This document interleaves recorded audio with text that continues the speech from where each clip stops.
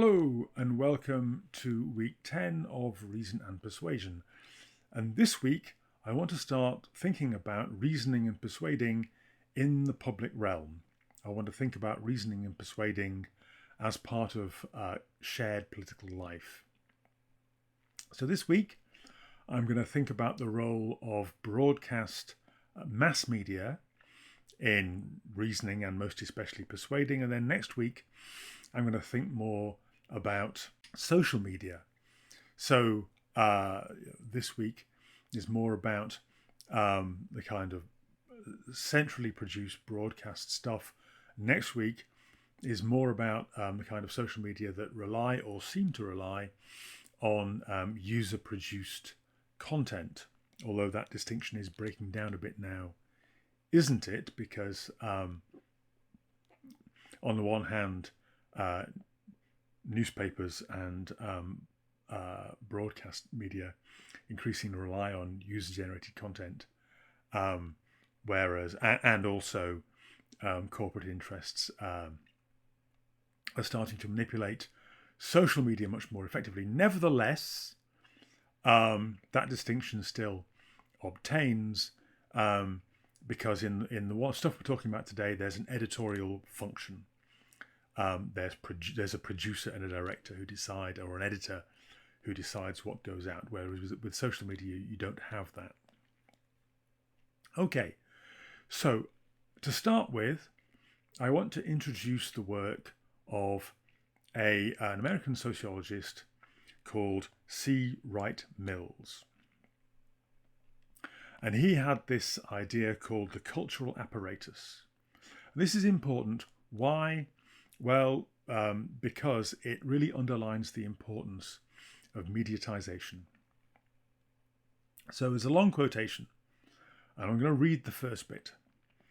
He says, "The first rule for understanding the human condition is that men live in second-hand worlds." This is from the 1950s, so when he says men, he means all humans, although there's a reason why we did away with gendered language, right?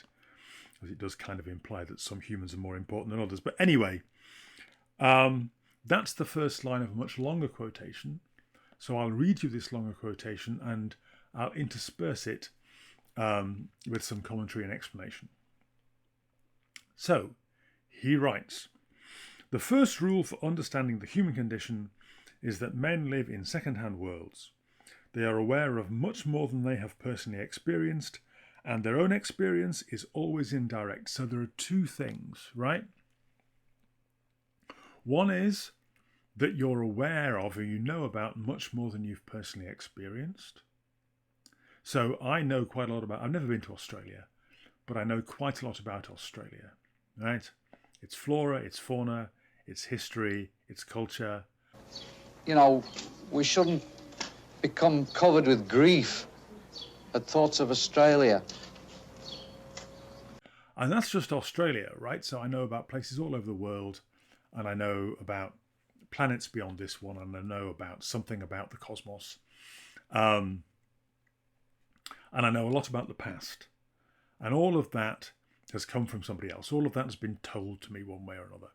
This is maybe an obvious point, but it starts to become a bit alarming once you start to add up or to work out the proportion of how much of your knowledge or belief is second-hand and how much of it is from direct first-hand experience. But then he says this second thing, that your own experience is always indirect. What does he mean by that? Well, let's see. "The quality of their lives is determined by meanings that they have received from others. Everyone lives in a world of such meanings. No man," 1950s, "no man stands alone directly confronting a world of solid fact. No such world is available. The closest men come to it is when they are infants or when they are insane. Then, in a terrifying scene of meaningless events and senseless confusion,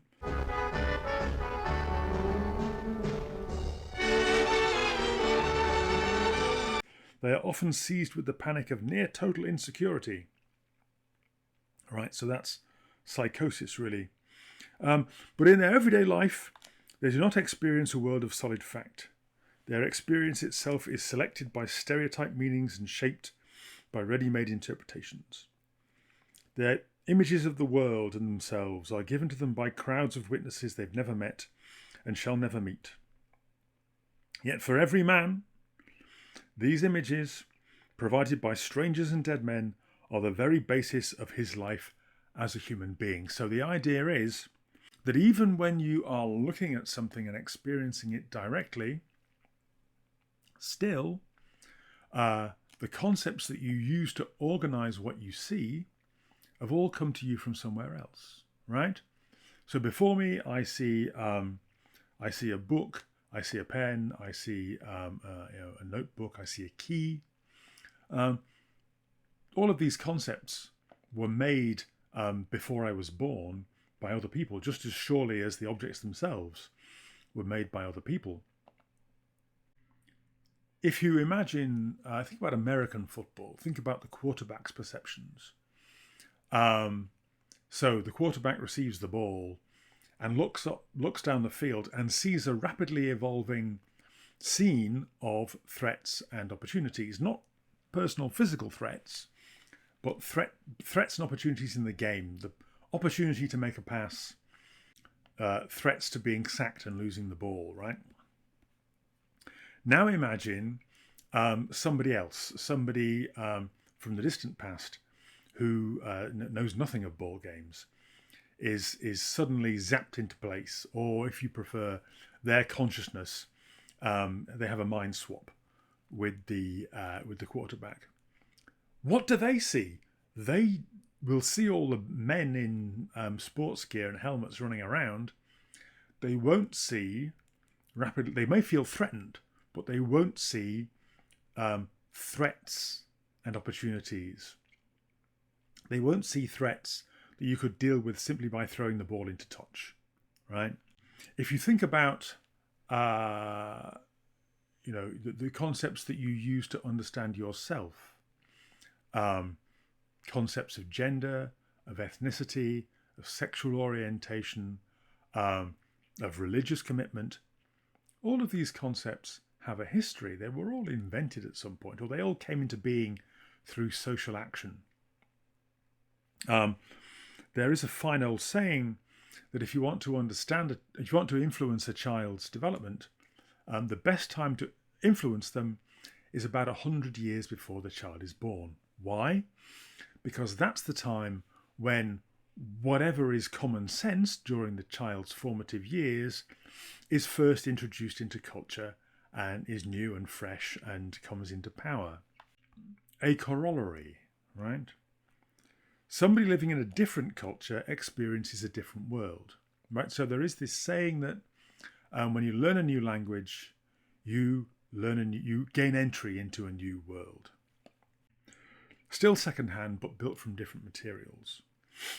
And the words and deeds of such a person will seem incomprehensible and may seem irrational unless you get into their world. So, there are words that are said to be untranslatable.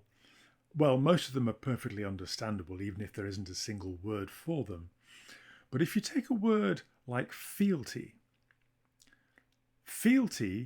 is the loyalty that you owe to your medieval liege lord, right? Now, medieval feudalism had very specific ideas about what loyalty means and exactly what you owe to your superiors and inferiors up and down the medieval feudal hierarchy. So you can't understand the concept of fealty without understanding the whole feudal social order. That's a better example of an untranslatable word than the usual sorts of examples. So why does this matter? Why am I giving you this bit of C. Wright Mills? Well, because what he's saying is that everything is mediated. Even the simplest experiences, childbirth, or I don't know, looking at your child for the first time, something as simple as that. Well, you will have some ideas about what that ought to be like, right? You will have some ideas about parenthood. So if you're in a culture which has a kind of romantic understanding of this, you will be kind of expecting to be um, overwhelmed with parental devotion. If you're in a culture with much sterner notions, much more standoffish understandings of what parenting is all about, maybe you don't have that expectation. And if it happens to you, it may be strange. What is this feeling? Nobody told me about this. Why?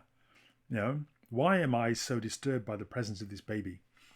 On the other hand, if you've been led to expect a surge of parental loving feeling for your newborn child, and it doesn't come, I do know somebody who loves their children now, but was so badly affected by postnatal depression that she didn't like them very much for the first 2 weeks of their lives. You may feel awful and you may feel guilt, right? Because your culture has led you to expect an emotional experience of a certain sort. I think this is very often why weddings are so weird, because there's a cultural expectation about the feelings you're going to have, and they don't always happen.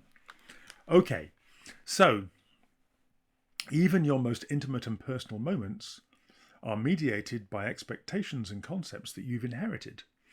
So we need to look at the people who supply you with your concepts and your expectations and the ideas that you use to understand yourself and your life.